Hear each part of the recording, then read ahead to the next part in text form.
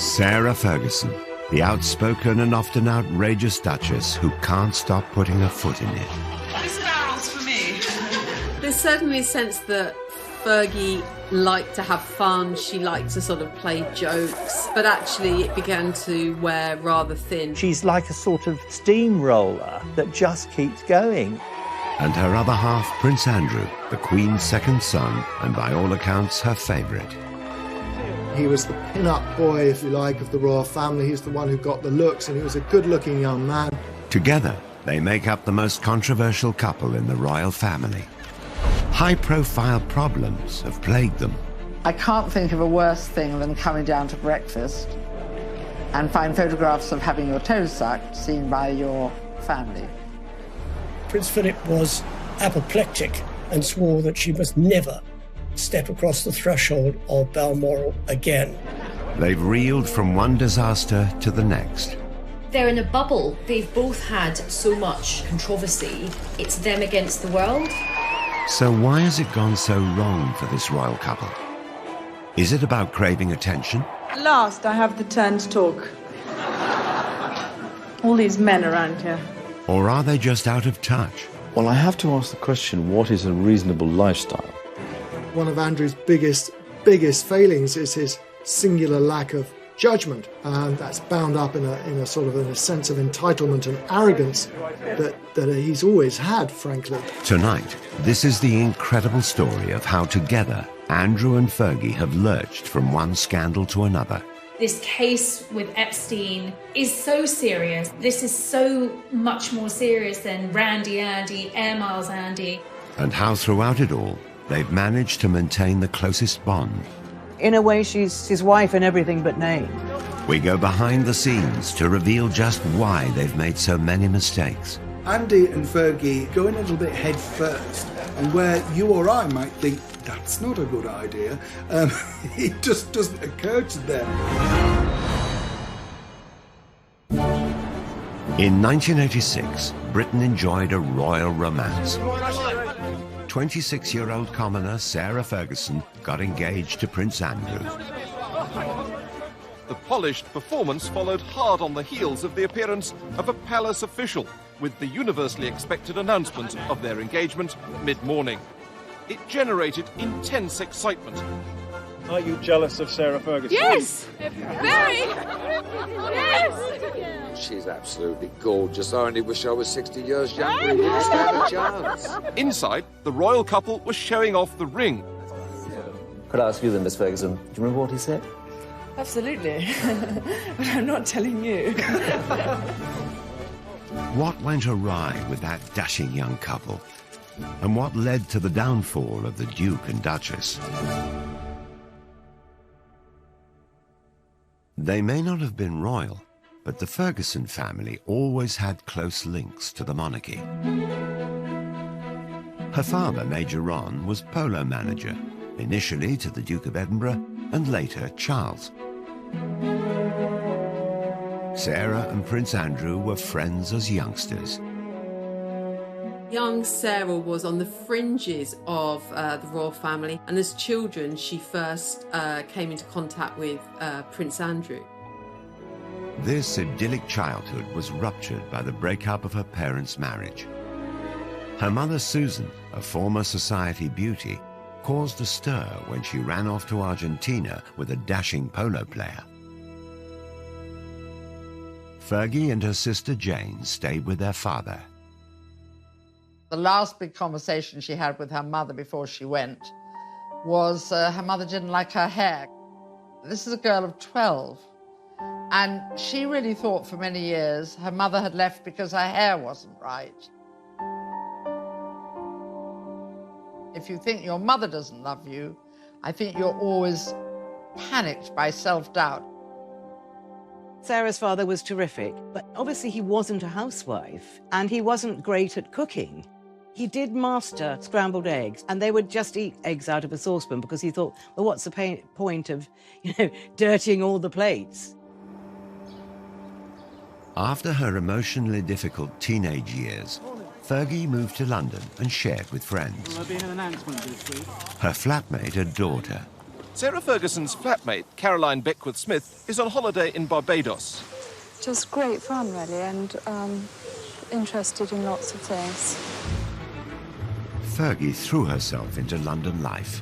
She went on to have serious relationships. She wasn't the sort of unspoilt young woman that Diana was expected to be as mother of the future king. As Ron Ferguson famously said, of course she's got a past. She's 25, 26 years old. If she hadn't got a past, then there would be some serious questions to ask about. She dated a stockbroker, then lived with a millionaire called Paddy McNally. She enjoyed the jet-set lifestyle in his chalet in Switzerland. She and McNally, who was a widower with 2 young sons, fell in love, and they had a fairly lengthy romance. But McNally was much older, you know, almost 20 years older than Sarah. He was very rich. Fergie likes very rich men and was living a good lifestyle. But I don't believe for a moment there was any question of McNally proposing to Fergie. The romance and lifestyle came to an end. But in 1985, she found her prince. Although Fergie and Andrew had crossed paths in childhood, they'd had very different upbringings. Well, Andrew has a unique place in royal life because he was the first child born to a reigning monarch since the early days of Queen Victoria's reign. She and Andrew had a very close relationship. He's constantly described as the Queen's favourite son.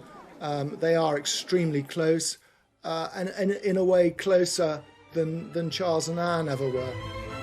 He was spoilt, and Andrew was pretty assured of himself. He knew what he wanted, and he made sure that he got it. He had the looks, he had the physique, and you either liked him or you didn't like him. I think a lot of people didn't like him. If some of his fellow pupils didn't like him, the same couldn't be said of women. Prince Andrew had already been christened with a number of nicknames regarding his love life. Randy Andy is the best known. The prince has a practiced eye for the ladies, and his romantic adventures have been well publicized. The gossip columns make no mention of a serious romance at the moment, possibly because the list of temporary romances is so long. Andrew had served as a Navy helicopter pilot during the Falklands War, then later moved to HMS Brazen. His helicopter is a Lynx, which he's nicknamed the Hussy, as in the Brazen Hussy. He was one of the country's most eligible bachelors. Here was our hero wartime prince who came back from the Falklands, dashing and handsome with a rose clenched between his teeth. He was incredibly good looking in his youth, and he was very popular with women, and he had an eye for women. The organisers of the sports display hadn't forgotten the prince's reputation with the girls. 12 of the most shapely danced before him, and the prince's face said the rest. Prince Andrew had had a rather checkered love life. He'd been in a relationship for a long time with Koo Stark, the American actress. Koo was an absolutely beautiful young woman, very much in love with Andrew, but she wasn't going to fit the bill for a royal bride. Although there had been rumours of marriage, the couple split. He was 26, he was at an age where the Queen really wanted to see him start thinking about settling down, and Sarah came into his life at just the right time. In 1985, Fergie appeared on the dashing prince's horizon, and the matchmaker was none other than Princess Diana. Diana and Fergie had met when they were younger, and Diana actually wanted Fergie to be her lady-in-waiting. But she was turned down, as she said, by the men in grey. So Diana thought, OK, I will get my own back. Ascot was coming around. Diana suggested that Fergie join the royal party. And Andrew met her, and they clicked right away. It was a fast match, a pretty quick romance. It was clear they would not be a traditional royal couple. Oh, you missed it. Sarah and Andrew fed each other profiteroles, which were the dessert of the day. I mean, it beggars the belief to think of what the Queen and other members of the royal family made of it, but it was something that they plainly both remembered because it was brought up in their engagement interview some nine months later. We were made to sit next door to each other at lunch at Ascot. Yes, and you made me eat chocolate profiteroles, which I didn't want to eat at all. I then didn't have them, so I got hit. Then Very it started hard. from there. I think that's probably where it... I was meant to be on a diet. They were both keen to set the date for a royal wedding. I would very much like it to be in the summer. And so would Sarah. Sarah more so. Because I think that... Get on with it. Get on with it and get it out of the way. She was often contrasted with Diana, and in those early days, Sarah came out of the contrast rather well, because Diana was seen as rather pale and wilting, you know, this delicate flower, whereas Fergie was robust like the wife of Bath. How do they look to you on TV? Oh, smashing. Really relaxed. I think they did really well. I hope it goes as well as they did for Di and Charles. Sarah Ferguson was going to be a Navy wife, and as she was from a military family background, it seemed a perfect match. The Queen approved of her favourite son's choice of bride.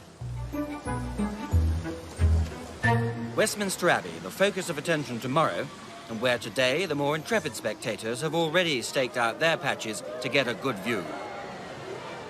On a hot July day in 1986, the country celebrated.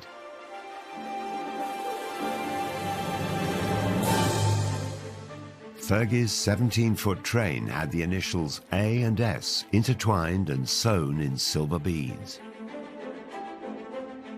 Everybody thought it was stunningly beautiful, and as she always said, I walked in as a commoner and I walked out as a duchess. A bit of a fairy tale, that, wasn't it? I mean, it's Cinderella, you know. At this precise moment, Sarah Ferguson became Duchess of York. They come out of signing the registry and a royal bride and groom curtsy to Her Majesty the Queen. A lot of brides have been quite sombre at that moment. Fergie's giving a big smile to the Queen, and the Queen, I think, is smiling right back. So there's that feeling this is going to be fun. Even on her big day, it was clear that the new bride was going to create waves. Sarah later revealed that she'd been asked not to kiss Andrew on the balcony at Buckingham Palace, and I think perhaps in a hint of her rebellious nature, Sarah's attitude was, well, here I am, hundreds of thousands of people in front of us here. I've got my prince, I'm going to kiss him, and she did. Others were not as impressed by the displays of exuberance. I was commentating at the time at the wedding, and when they went behind the altar screen to go and sign the registry, they were larking about a bit, and I said to my co-commentator, that's a marriage that's not going to last. A certain amount of decorum wasn't there. For the most part, the press and public adored the new, fun, unfussy couple, especially the all-action Duchess. I think that their brand and their image was really positive. Creating a positive impression enables you to kind of influence and effectively manage your reputation. The newest arrival typifies the greater freedom of the young royals, becoming the first royal duchess to get a pilot's license, complete with very un-Biggles-style hair grips. I was absolutely in love with Sarah Ferguson as a wee girl. I thought she was just so refreshing. I think they had this amazing honeymoon period. They really were the golden couple, and she was really seen as a genuine breath of fresh air.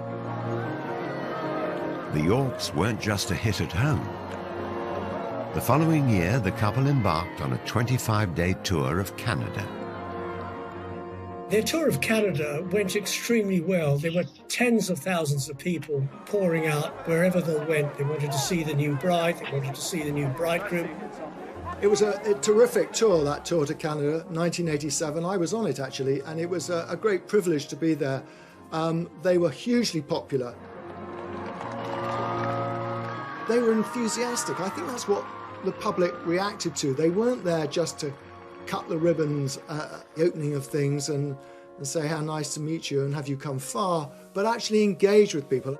I could not go through a whole tour, letting my darling husband of a year and a day do all the public speaking. So we agreed, for once, that I should have the last word tonight. The Yorks were like no other royal couple before, more relaxed and far less serious. You make us feel so at home here. And I'm just a little bit sad that number 99 of the Edmonton Oilers isn't here to meet me tonight. But the fun times did not last long. Stormy waters soon appeared for the Navy wife and the handsome prince. She was a very passionate woman, and within months, weeks of marrying, she found her husband was away all the time. And Fergie's desire for attention started to grate with the public. All that her natural charm that had been celebrated initially began suddenly to be seen as rather unsophisticated and inappropriate.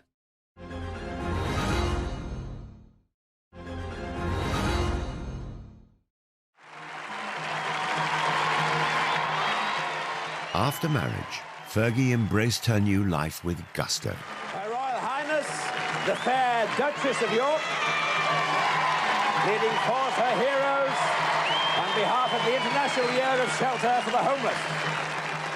In 1987, she took part in the now infamous It's a Royal Knockout. It's a royal knockout. What an absolute unmitigated disaster that was. His Royal Highness, the tantalizingly eligible Prince Edward. It was younger members of the royal family actually making fools of themselves, and it was bad television. It was bad for the royal family.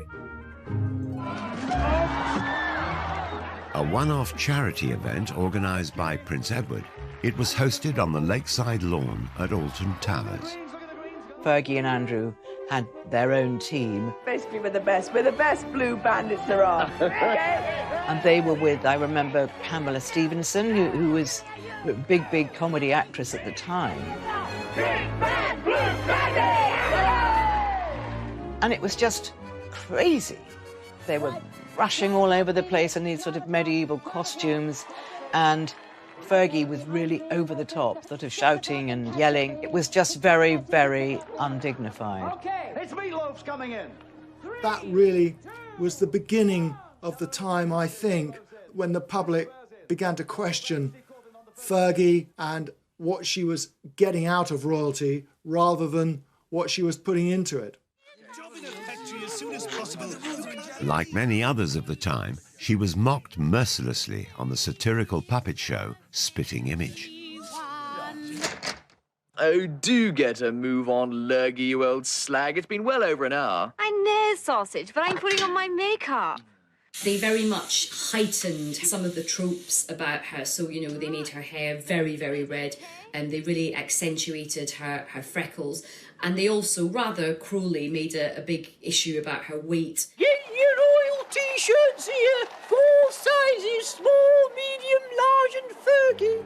If you're Sarah Ferguson watching that, you are going to feel a sting of pain. Come on, then. Come on, let's. The Duchess was struggling to adjust to her new royal life. She was vulnerable, and it didn't help that there were cruel comparisons in the press to her elegant and beautiful sister-in-law, Diana.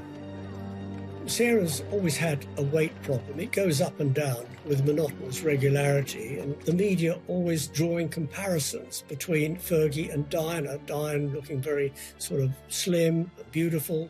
Fergie not looking so slim, not looking so beautiful. Very difficult and very unfair. As the media coverage turned negative, Fergie found herself getting flack from all sides. She came in for some criticism for liking the product too much. This barrel's for me. Come on, baby. The honeymoon was over. Royal Yacht Britannia, Royal Yacht Britannia. We wish to welcome you to the port of Long Beach, Los Angeles, on behalf of the entire group here. In 1988, the couple visited California. Hollywood loved them. Your Royal Highnesses, welcome to the British Academy Showscan special presentation on Hollywood special effects. But the UK press didn't. The previous Canadian tour had been a triumph, but this trip was branded tacky and excessive. They felt she was trying just a bit too hard. The USA tour was really still the same Sarah and still the same Andrew, but there was a slightly brash thing. I mean, I remember she was wearing an outfit one day, and she said, check the back of the hair. On the tour of America, she was too loud. She was perceived as being not what a royal should be. And I think the damage done on that tour to her reputation dogged her ever since. Cream cakes tonight, actually. I'm savoury. I'm sausages. Oh, sausages? Is Yeah, that what you like? The Duke and Duchess were 20 minutes late because when they left the yacht, the Duchess's hat blew off. And on this day, the hat was particularly important. Again, Fergie's confidence and lack of inhibition of protocol made headlines. At last, I have the turn to talk. She confidently dealt with a heckler. All these men around here. There was one occasion at a dinner, there was one particular senator, and he'd probably had one too many drinks, and he kept on calling out, "We love you, Fergie, we love you, Fergie. Love you!" And she just sort of retorted, I'll see you later. The British media thought it was the wrong thing to do, it was the wrong sort of reaction. I think she handled it particularly well. What is it? If Sarah Ferguson's quip didn't win over the stuffy press, then her over-familiarity with them didn't help her cause either. At a swish reception, she divulged intimate details about her clothes. For that tour, she was head to toe in French couture and joked to the press there that she was wearing Marks and Spencer's knickers. This is not what you're expecting the Duchess of York to say. And remember, the previous Duchess of York had been the Queen Mother. So you're talking about a changing view of the royal family. You're talking about the country changing. They want them to be up on a pedestal, but then when they say something like that, they think, oh, you've slipped down from the pedestal. Back home, the continuing attention-seeking gaffes didn't go down well, and the press began to worry Fergie was somehow leading Diana astray. There's certainly a sense that Fergie liked to have fun, she liked to sort of play jokes, but actually it began to wear rather thin, and she was seen increasingly as a bad, unsophisticated influence on Diana and Prince Andrew, and something of a loose cannon. The Royal Duchess and Princess Diana were caught larking around at the races. There was an iconic picture of them at Ascot, and there's Fergie and Diana with these umbrellas, you know, poking somebody's behind. It was a great shot. But I think, obviously, that was another opportunity to say that, you know, she was a bad influence on Diana, which it actually really wasn't true. You never learn, do you? Fergie had a love of foreign holidays, particularly skiing. She's renowned as the finest skier in the royal family, and today only the best amongst her party could keep close to her. Can't get any closer, we'll fall over. Hang on a minute, we're just doing this. In Switzerland, the two royal couples posed for the press. Again, it looked like the Duchess was a poor influence on Diana. They were on a slope of a mountain, and I think and it was snowing, and Diana was slipping a bit, and then Diana and Fergie slipped into each other, sort of on purpose. What are these pictures you've got? They were really larking about, and they were just wonderful pictures. Did you get that? And then Charles got annoyed because he thought it was undignified. That came back to haunt Fergie, those photographs. It wasn't all bad press. So have you managed to name your baby yet? No names. Was it quite an ordeal yesterday? It was a long time, wasn't it? It was a long time, but she came through it very, very well. You looked very worried earlier in the day, sir. Ah, that's because I was on my way to the dentist. So, 2 years after their marriage, the Yorks celebrated the birth of their daughter, Beatrice. Eugenie followed 2 years later. God save the Queen! Our wishes to both the baby, to the father and the mother. But the happy families didn't last long. Prince Andrew was away at sea for many weeks of the year. His posting follows 3 months of specialised training, and the Duke will now lead a flight team aboard the frigate for around 18 months. In the early years of their marriage, Andrew was serving as a naval officer, which meant that he was frequently sent away. And for Sarah, that meant being at home, at the palace, on her own for long periods of time. And in fact, she later recalled that she got to see her husband for 40 days a year. The rest of the time, he was absent. It's terrible. I mean, you're going away and leaving what you love behind. It's a fantastic job for a single man. It's getting less and less so for a married man. The new mother was lonely and lacking support. In 1992, private photos surfaced. A cleaner found a set of holiday snaps showing the Duchess and her 2 children with a Texan, Steve Wyatt. Wyatt was handsome and attentive. The pictures had been taken some 2 years previously. There's a picture of Steve Wyatt, and then there's Beatrice, who's just got bathers on, and they're obviously somewhere hot. And suddenly people think, who is this man? With little Princess Beatrice, who looks about 2 or 3. And so then the stories start. Eve Pollard, a tabloid editor at the time, was contacted by a mutual friend of the Duchess. A very old friend of ours rang us up. He said, I wonder if you could come and give a friend of mine a bit of advice. So we turned up in his lovely studio in Mayfair, and there she was. We tried to say, you know, you've just got to be careful about any photographs. If you go out with anybody while your husband's away, it should be a crowd. And she was, at that time, I have to say, very, very unhappy about the fact that she was alone. Gossip of affairs circulated in society circles for months. He was also getting a lot of flack from the royal household for behaving, as they saw it, inappropriately. So everything was mounting up against her, and I don't think Andrew was there to really back her up. And then along comes Steve Wyatt. It was the beginning of the end for Fergie and Andrew.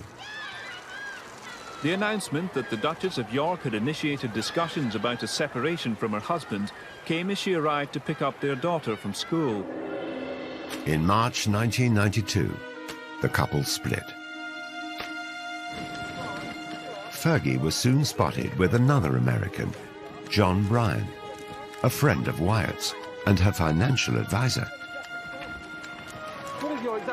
Soon, rumors of scandalous pictures of them together surfaced, and the photos were being touted around Fleet Street. The night before publication, I went to see Brian, and I sort of laid down these pictures, and there was a great intake of breath, oh God. And he immediately went off into the bathroom, shut the door, and even though the door was locked, I could hear he was calling Sarah in Scotland and telling her that it was worse, far worse than he thought. He obviously was a little bit more than a financial advisor, as we saw from those photographs taken in the south of France with him sucking her toes. Whether he was looking at the toes as a new form of abacus or calculator remains to be seen. But it was the sort of nail in the coffin when it came to Fergie and Andrew's marriage. It was a sellout scoop for the Daily Mirror. 300,000 extra copies were printed, and as the public snapped them up, the newspaper was unrepentant. Unfortunately for Sarah Ferguson, she was staying with her in-laws at Balmoral. The papers were all laid out for breakfast. Sarah took one look around the dining room and thought, oh, there, but for the grace of God go the lot of you, I'm going. So she went back upstairs. And obviously she had to see the Queen, and the Queen, remember these two are fairly close, and the Queen was furious with her, just furious. Speculation about the Duchess of York increased when a car sped out of the royal estate full of suitcases. She fled the castle and the press.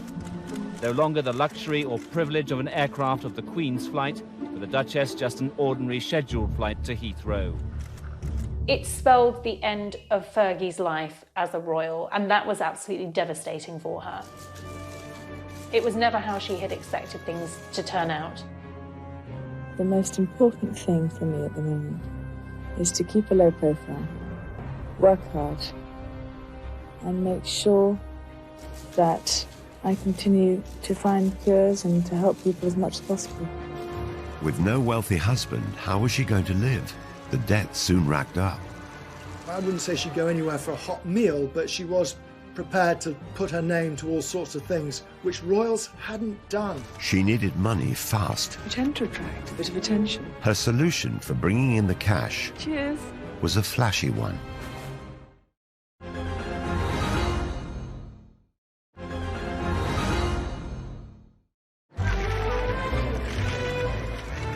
The Duke and Duchess of York announced their divorce in May 1996.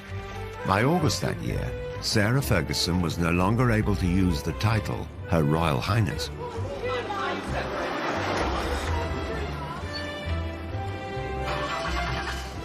She found it awkward to adjust to a modest lifestyle. Living beyond her means quickly got her into financial difficulty. You know, she's cast out of the royal family. She doesn't just divorce Andrew, she divorces the whole of the royal family. I remember Diana saying to me that, you know, Fergie didn't get that much. You know, she really didn't. And that's why she had to work so hard. And she had to keep coming up with new ideas. In typical fashion, she made light of the negative press. It really bugs me that every day I have to read I'm a millionaire 3 times over. Cool, I tell you. When her marriage broke down, her overdraft was said to have been £200,000, allegedly paid off under a separation settlement, which also involved Prince Andrew taking financial responsibility for their children, Beatrice and Eugenie. The news reports varied. At first, she said the royals gave her no financial support at all. Then she admitted to receiving £15,000 a year.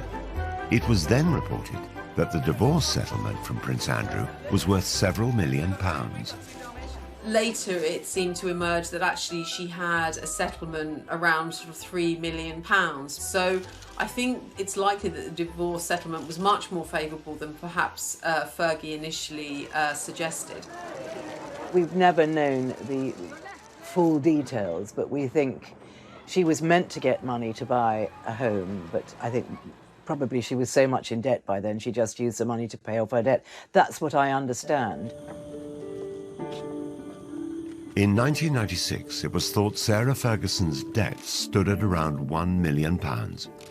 Just over a year later, her debts were reported to be in the region of £4 million. She had no concept of money coming in as opposed to money going out. About £300,000 went on her staff costs. £150,000 she would spend in a year on gift. She travelled a lot. Those were expensive costs. The simple fact was that she spent more than she had, and she rapidly got into serious debt. I think that's the story of her life, really. She just is a very free spender and very, very generous. But if you're like that, you know, you do get into financial trouble unless you're earning millions all the time. Sarah did have money problems. That was well advertised everywhere, and she wasn't ashamed of that. You know, she got up out of bed and thought, right, I've got to make some money here. Fergie tried to earn a living. She knew she had cachet as a former royal. She also knew the best place to sell herself.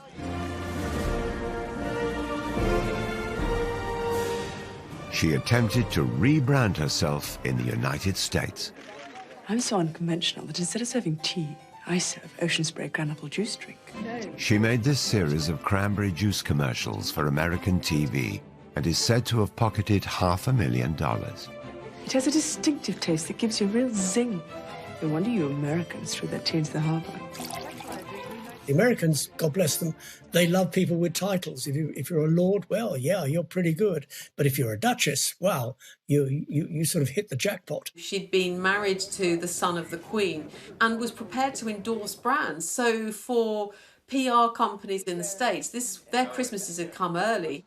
They saw her as this really feisty pioneer woman. You know, she was really brave to carry on and go and make her own money. They loved that. Sarah Ferguson also teamed up with Weight Watchers, which was publicised through another set of glamorous TV commercials. It's the hardest thing in the world, staying on a diet. While no one knows what Fergie earned, during their 11-year association, she lost 50 pounds in weight. I think it probably connected with a lot of women, because whether you're a princess or a commoner, we know how painful it is when people make cruel jibes about our appearance. Fergie also signed endorsement deals with cosmetic companies and makers of fine tableware. She was a spokesperson for Waterford, china and ceramics. She was a spokesperson for Avon makeup. Brands wanted access to Sarah's royal connections and the kudos that would bring to their brands. So she was hot ticket. She was really in demand. Fergie was a success in America. By February 1997, she was on the verge of paying off her creditors. She was a duchess in debt, but tomorrow Sarah Ferguson will announce she's close to paying off her overdraft with Coutts Bank, around £4 million of it. Then, in 1998, Fergie landed a plum guest role in one of America's most successful sitcoms, Friends. The fourth season finale of the worldwide hit TV show was watched by 20 million viewers in America and nearly 7 million in the UK.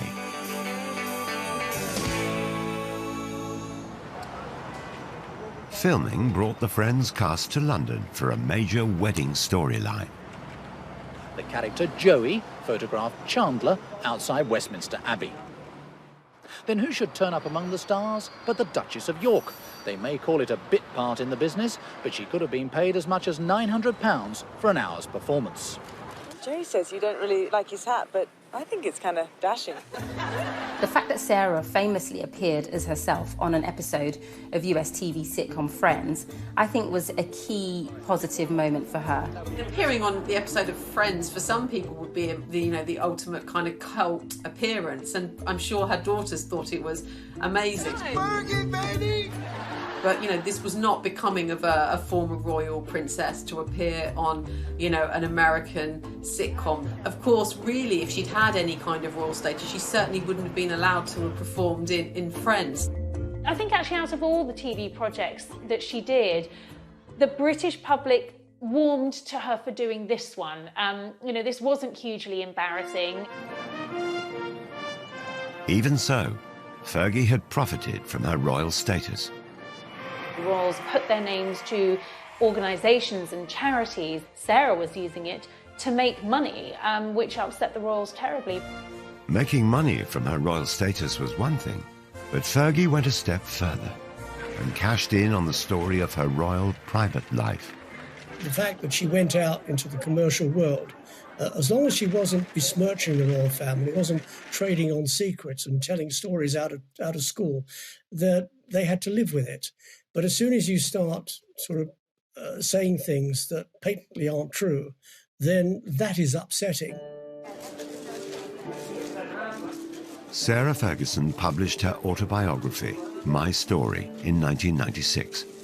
She told the world that she'd been made to feel unwelcome in Buckingham Palace and revealed secrets about the breakdown of her marriage to Prince Andrew. The Queen is said to have been particularly displeased, as is Princess Margaret and Prince Philip. So the real big guns in the royal family are really, really upset by all of this. A new book meant a promotional tour, and Fergie was back off to America. Oprah Winfrey was among the broadcasters who lent a sympathetic ear.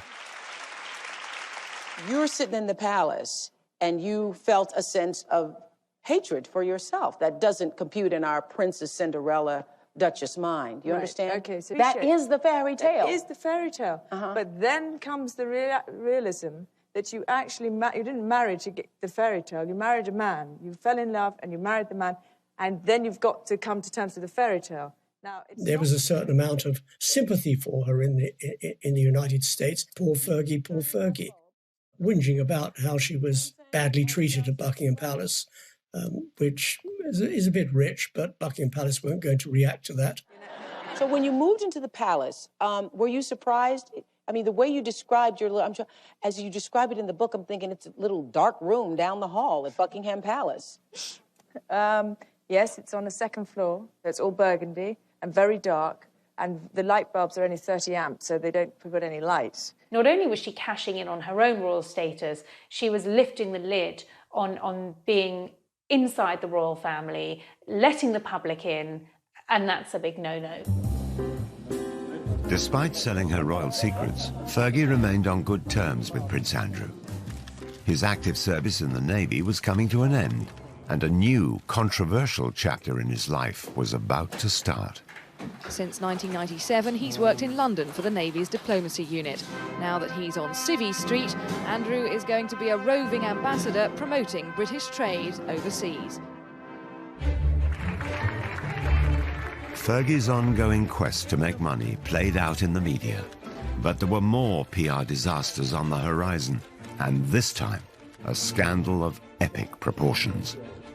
She'd done something very, very stupid. I think she really had to lay her soul bare in order to sort of exonerate herself from what she'd done.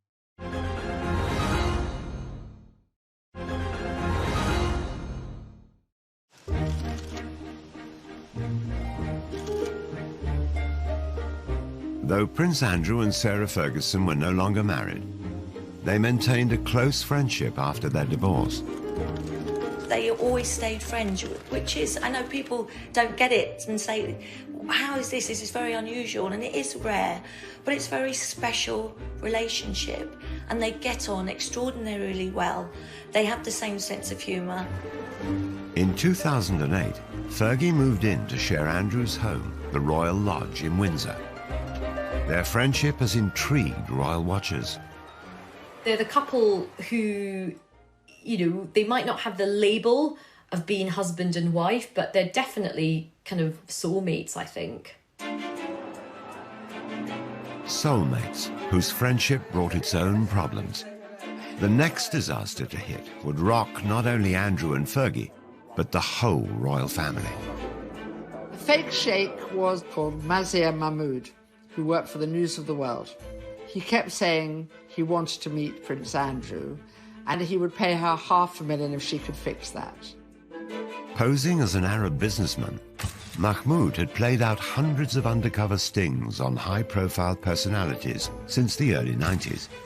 Victims were cajoled into making embarrassing confessions or trading illegal substances.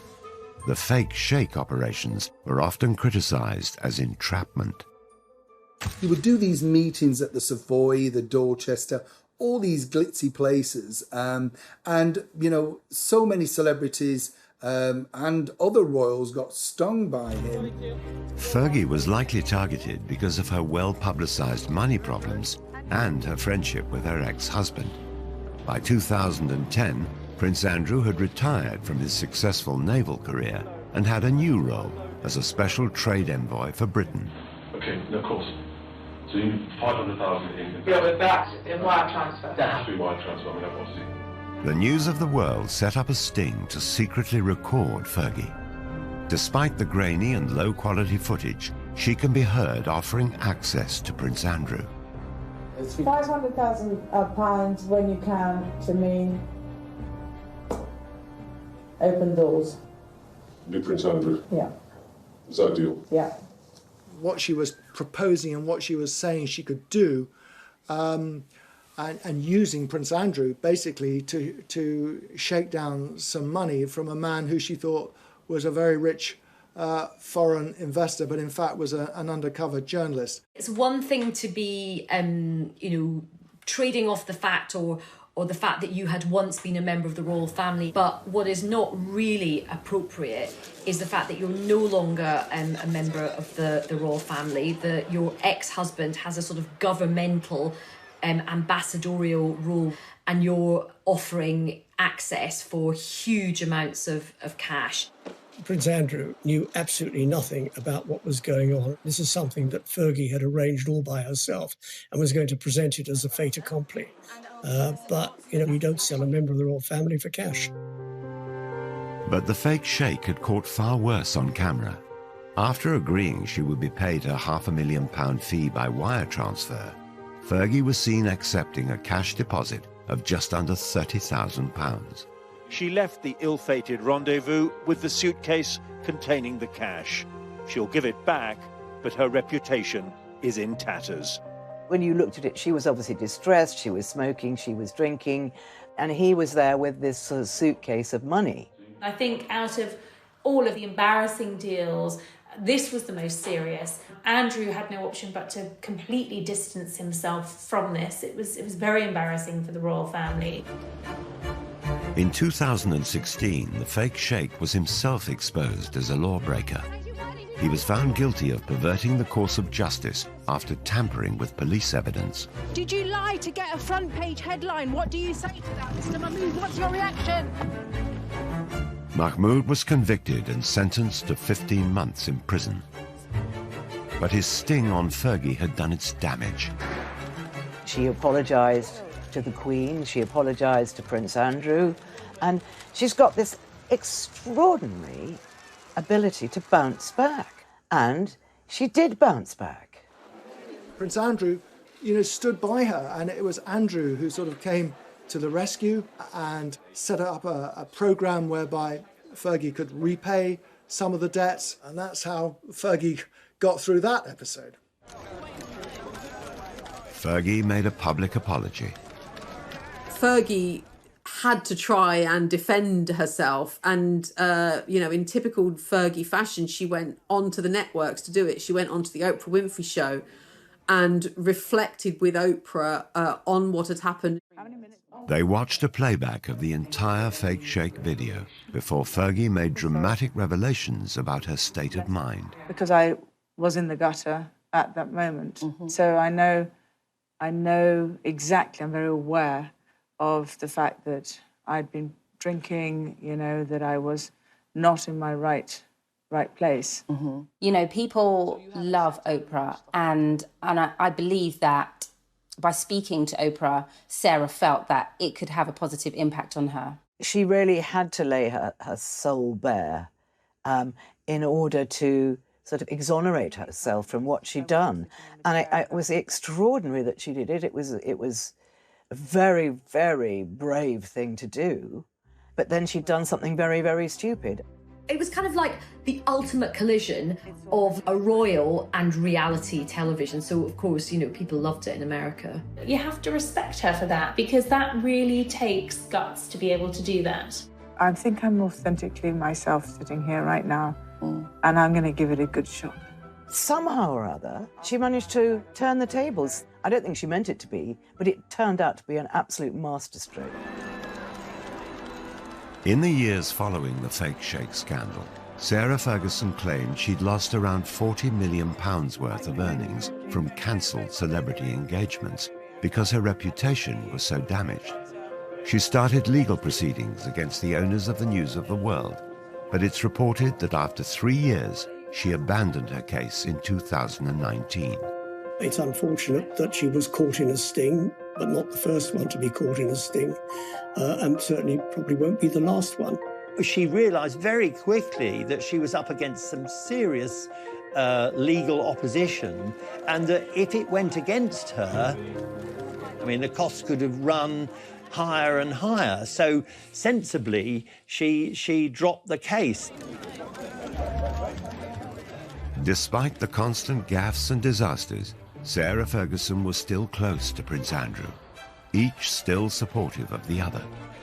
They were so close that some royal watchers believe a reunion could be on the cards.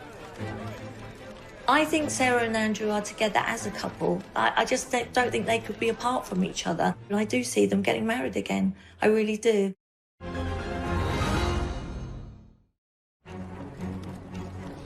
Disaster after disaster. But remarkably, Andrew and Fergie remained close. It has to be the most extraordinary relationship that there's ever been of a member of the royal family. Andrew and Sarah married in 1986, split up in 1992, were divorced in 1996, and yet have remained together happily ever after. Sarah refers to Andrew as her bestest friend, a knight in shining armour. Andrew and I speak every day, and it's very important that we do keep that huge friendship. They may have divorced 24 years ago, but the pair still live together. They have their holidays together. They have a home they bought together in Switzerland, a skiing lodge. And in fact, they now spend most of their time together. It is interesting that neither of them have really found anyone else since their divorce. And I think even though they're not formally married, I think they kind of are together, like in an emotional sense. Their intertwined lives have raised many questions about their relationship. There are constant rumours and endless speculation about the possibility of them one day remarrying. And I think largely fuelled by the pair of them speaking so openly and fondly about each other. No, we're not married, and, we're very happy with the way things are. Nothing going on there then? Carl? I don't know. No, I mean, as people have if. needs. Really? I think Sarah and Andrew are together as a couple. And I do see them getting married again. I really do. But Fergie has repeatedly embarrassed the royal family. So could she ever be accepted back? Fergie did upset a lot of people. I mean, chiefly among them, I would say, Prince Philip. Nothing would ever happen while the Duke of Edinburgh is still alive. Such is the grudge that he still bears against Sarah. Fergie may never be able to win over her former father-in-law, but it does appear that the Queen is slowly welcoming Fergie back into the royal fold. Queen still has a soft spot for Fergie, and very occasionally Fergie is invited up to Balmoral. After the Duchess was excluded from William and Kate's wedding, a sign of acceptance was the invitation to Harry and Meghan's. She was so excited to be there as well and be part of the family again. She was ousted for a long time, and I think she found that very sad. Regardless of their marital status, the Yorks continue to present themselves as a family unit. The Prince, Fergie, and the two princesses, and all four attract ridicule. How do I look? Like a puppet of the bourgeois oppressors? Perfect. See you later. I mean, Beatrice's hat, which was unusual, was compared from everything from a loo seat to a pretzel. Just like her mother, Beatrice shrugged off the ridicule and put the hat up for auction, raising £81,000 for charity. It's also been noted that the princesses have inherited their parents' love of the high life. Beatrice and Eugenie seem to spend an awful lot of time travelling at someone else's expense. Usually it often involves private planes or luxury boats. But they do both now have full-time jobs. Beatrice is a vice president for a software company in the States, and Eugenie has a senior position at an art gallery in Mayfair. They want to work. They don't want to be accused of being lazy or leeching off the taxpayer. Fergie and her daughters sought the attention. Prince Andrew, on the other hand, had grown up to simply expect it. He was a prince and wanted to be treated like one. On leaving the Navy in 2001, Prince Andrew took on a new role. He was given a pretty plum role. He was made a special representative for trade and investment, which essentially saw him travelling around the world representing Britain. At the beginning, it was all going very, very well. And people were quite interested all over the world, meeting the Queen's son. Where he fell down is that at the end of the day, when work was over, he went off to play. But you don't play at the taxpayer's expense. It was noted that his trips abroad, supposedly on government business, seemed to go via ski slopes, top golf courses, and other exotic locations. He wasn't called Air Miles Andy for nothing. This is the man who saw fit to take a helicopter ride from Windsor to Kent to play golf at a cost of £5,000 to the taxpayers. The Duke's travel expenses were £4 million during his decade in the role, and his security costs another £10 million. What is an extravagant lifestyle? Travelling by private jet, using helicopters when you could take a train. But it is again, it is the maximisation of my time for the best value for money, and that's the way and I'm not the one that makes those decisions. Yet more terrible publicity for the Yorks. Once again, they appeared to shame the royal family. He can't sort of, like his wife, he can't step outside himself and say, how does this look? It did seem to become a little convoluted between what was for Britain and what was for Andrew. Prince Andrew was plagued with controversy. In 2007, the Duke and Duchess of York's marital home, Sunninghill Park, was sold. It had been a gift from the Queen, and the unusual circumstances surrounding the sale prompted further criticism about Andrew's business dealings. When their marriage broke down and it came to selling the house, it took a long, long time, and Andrew was desperate to sell it because he needed the money. I think it had been on the market for several years. Quite remarkably, he managed to sell it to a Kazakh billionaire who not only bought it, but bought it for £3 million over the asking price. The buyer was the son-in-law of the former Kazakh president. He paid £15 million for the property, despite then apparently leaving it empty for 8 years. Not a brick of it remains to this day. It was bulldozed to the ground. It was later reported that Andrew had tried to help the Kazakh oligarch become a client of Coutts, the bank used by the royal family.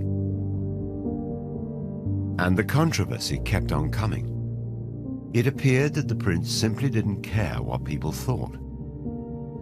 From his meetings with Colonel Gaddafi's son to holidays with a convicted Libyan gun smuggler.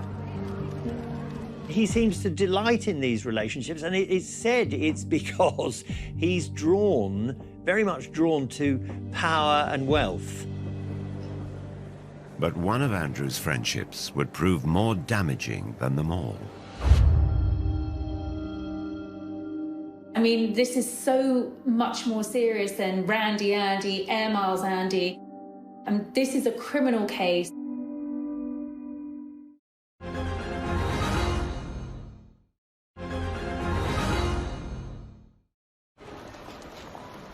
For over a decade, Prince Andrew has been engulfed in the biggest controversy of his royal life, a life that's been beset with scandals. He met Jeffrey Epstein around about 1999 through Ghislaine Maxwell, whom he'd known for years. Ghislaine was a girlfriend of Jeffrey Epstein. Epstein was very, very anxious to have somebody like Andrew as his friend because, you know, he's got a real live prince. And it gave him so much kudos. I think around about 2000, he went to St. James's in the British Virgin Islands on Epstein's private jet and had made several trips as a guest of Jeffrey Epstein. His love of the high life was what attracted him to Ghislaine Maxwell, and he invited her to parties at the palace. He invited her shooting at Sandringham, always with Epstein in tow. 2 months before Epstein attended Princess Beatrice's 18th birthday party, a warrant was issued for him over the sexual assault of a minor. The fact that he'd invited Epstein to Sandringham, he'd invited Epstein to Windsor Castle as a guest of the Queen, says a lot for the man's judgment. Epstein served 13 months in prison for soliciting an underage girl for prostitution. 2 years later, in 2010, Prince Andrew was photographed walking with him in Central Park during a 4-night stay at his New York mansion. He claimed that he went over there to say that they could no longer be friends. Well, what's wrong with email? What's wrong with a telephone call? It was also revealed that Sarah Ferguson had accepted a loan from Epstein. The Duchess quickly admitted her mistake, stating, "I have made another huge error in my life in order to get debt-free." The story exploded. Prince Andrew was accused of sexual misconduct. And it was a wicked time in my life. It was a really scary time in my life. I had just been abused by a member of a royal family. She alleges that she was forced to sleep with Prince Andrew when she was underage. Very serious allegation. It's one which Prince Andrew denies. Epstein committed suicide in jail in 2019. Prince Andrew has strongly denied the accusations made against him, and he made a rare and very controversial interview from inside Buckingham Palace. Do you regret the whole friendship with Epstein? Now, still not. And the reason being is that the people that I met and the opportunities that I was given to learn, either by him or because of him, were actually very useful. The fact that, as reported, that he said to the Queen that it had gone well gives a very clear indication of the man's poor lack of judgment. Prince Andrew's interview was widely criticised. This was one disaster too many. Days after the interview, Andrew stepped down from royal duties. There have been many ups and downs for Sarah and for Andrew, but, you know, for the Duke of York to essentially be forced into an early retirement, to step down as a senior royal, is a sign of just how serious this is. He can't do any charities. Virtually everyone who had anything to do with him has now dropped him. Following the interview, Prince Andrew's team released a statement saying the Duke of York expressed regret for his ill-judged association with Jeffrey Epstein. But the story just won't go away. This week, former Epstein associate Ghislaine Maxwell was arrested. She denies the charges against her and any wrongdoing. American authorities have made a formal request for Prince Andrew to speak to them as part of their inquiries. They claim previous requests for help have been repeatedly declined, whilst Andrew's lawyers say his offers of help were effectively rejected. There are clearly questions that need to be answered, and you know, we have yet to see whether the Duke is going to cooperate. There are precious few people standing by him, I have to say. As time goes on, more and more of Andrew's support has sort of melted away, but there is one solid support, and it's Sarah. Sarah Ferguson has defended her ex-husband in television interviews, newspaper articles, and on her social media. It is just shockingly accusatory lies, which I won't stand by and let anybody believe, or I just have to shut it down right now. She knows she's going to get a lot of criticism for standing by Andrew at the moment, but that's what she does. She's so loyal, and she'll do anything to protect her family. Andrew stood by Sarah when she was in trouble. He was remarkably patient, and she is now standing by him. I think they're in a bubble. I think they've both had so much controversy. It's them against the world. When you grow up in the royal family, especially Andrew, who was spoiled by his mother, Charles is much more sensitive, much more aware and worried about how he appears to the public. Andrew was cosseted. He was the favourite son, and the Queen brought him up to think he could do no wrong. Surrounded by controversy, the future of the couple is uncertain. One of the side effects of Andrew standing down from royal life is that he instantly lost a means of earning a living. And all the indications are he will never come back as a working royal. But if anyone can bounce back, it's surely Fergie. Again and again, she's experienced humiliation. The one thing that Sarah won't lose is that capacity to surprise all of us. She has done some really impressive charity work, and you know, her children's books have done well. She's trying to forge out a new career in the film industry, I would say never with Sarah. Every day I'm going to do story time with Fergie and friends. Fergie now has another project. She's been reading stories for children online during the coronavirus lockdown. Let's get a bit of magic going here, shall we? She's being really personable and she's really showing her human side. I think it's such a positive initiative. For Andrew, his future might rest more on his ex-wife than he could ever have imagined. Only recently there was a picture put up on social media of himself and Fergie packing together lunches to deliver to local nurses and stuff. So he's trying to do some good. But again, whatever you put up in this situation, it's ridiculed. Will it ever be possible for Fergie and Andrew to shake off the mistakes of their past?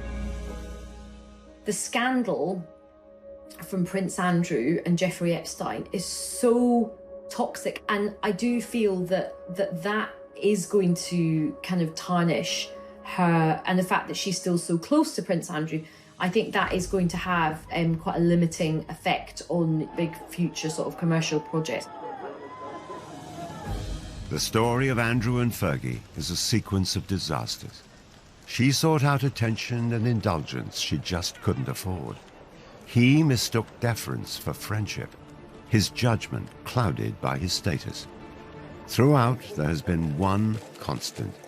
The Duke and Duchess of disaster have stayed side by side. The next chapter of their lives are going to be very, very different to what's gone before. I think they're going to have to maybe try and enjoy the simpler things in life, and to be honest, they may not have a huge amount of choice. It wouldn't surprise me at all if we get an announcement that they're getting married again. Nothing really would surprise me with Fergie and Andrew.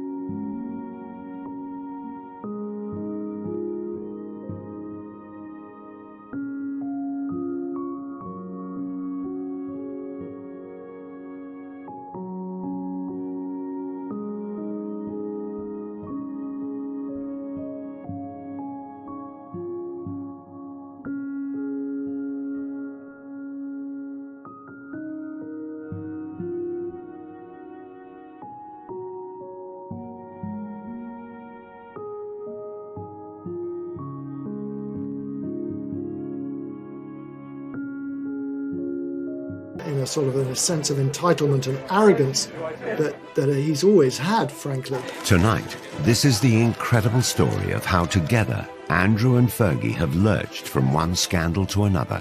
This case with Epstein is so serious. This is so much more serious than Randy Andy, Air Miles Andy. And how throughout it all, they've managed to maintain the closest bond. In a way, she's his wife in everything but name.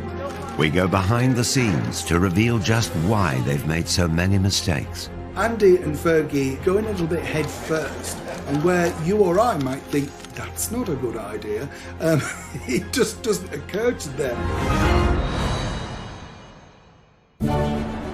In 1986, Britain enjoyed a royal romance.